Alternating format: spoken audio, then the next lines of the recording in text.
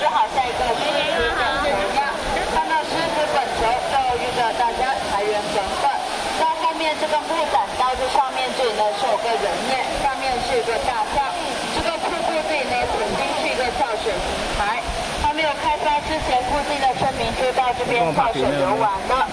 左手边半山腰呢是有个自然形成的白玉观音，它身边呢就好像牵着一个小童子一样的，附近的村民呢就叫它送子观音。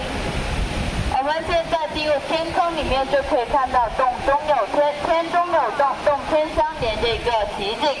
头顶上这个大天窗啊，就像台湾宝岛地图一样，它连着旁边一个小天窗移出一点，就形成一个巨大的感叹号，感叹江山如此多娇，感叹大自然的鬼斧神工的。右手边半山腰呢是有一条长是30米的铁索栈道的，这个铁索栈道呢是可以俯下来看洞里面的这些风景的。如果我们喜欢爬山的话，等一下出来的时候也可以上去看一下。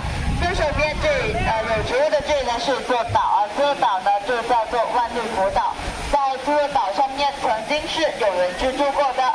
等一下我们出去的时候就会看到路两边是有一些房屋的地基的，那里呢就叫做天空制物厂遗址了。上面这座桥叫做姻缘桥，跨过姻缘桥就祝大家家庭幸福，和和美美。右前方这个瀑布呢叫做水影天瀑，又叫仙境天瀑。它在中午12点到1点的时候就会有阳光照下来，那时候呢就会特别的弥漫，大太阳的话还会出现彩虹的。我们也可以抬头看头顶上的这些钟乳石，还有长有短，层层叠叠，形态各异，姿态万千，就好像神龙戏珠各显神通在我们面前。左前方这个是一个莲花宝座啊，这个莲花宝座就好像观音打坐的地方，一层一层就像梯田，加上后期的灯光点缀，就好像七彩一样动人。船呢即将要出溶洞，大家的手不要放到船外面啊，大家的手不要放到船外面去，手不要放到船外面啊，避免擦伤那个手啊。这里是一条窄巷，刚好跟一条船的进出的，手不要放到船外面啊。拍照的时候呢，要拿好手机和相机。哇！滴晒相分水。形象，千万想象啊，天空里面那些钟乳石，它奇形怪状，什么形状都有。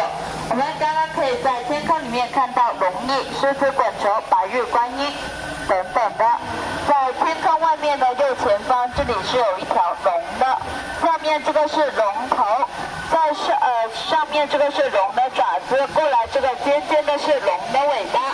这条龙呢，就好像要下来喝水一样的，所以呢就叫它天龙饮水。前面半山腰这边是有一条鱼啊，这条鱼呢叫它跳跳游泳一样，这些都是自然形成的啊。刚刚那个呢是一个滑索，这个滑索呢是在永东的半山腰那边滑到码头那边的。东天仙境呢，在1993年就已经对外开放。曾经是有一位北京的地理学家陈传庚教授，他来这个洞里面考察得出啊，这个洞就已经有1万年的历史了。是用喀斯特地貌形成的一个暗河天空，长800米，高200米，宽150米的。我们现在呢可以留意到左手边的这些竹子和树上面啊，是有一些白色的斑点。这些竹子和树它会出现这些白色的斑点，是因为这里的负离子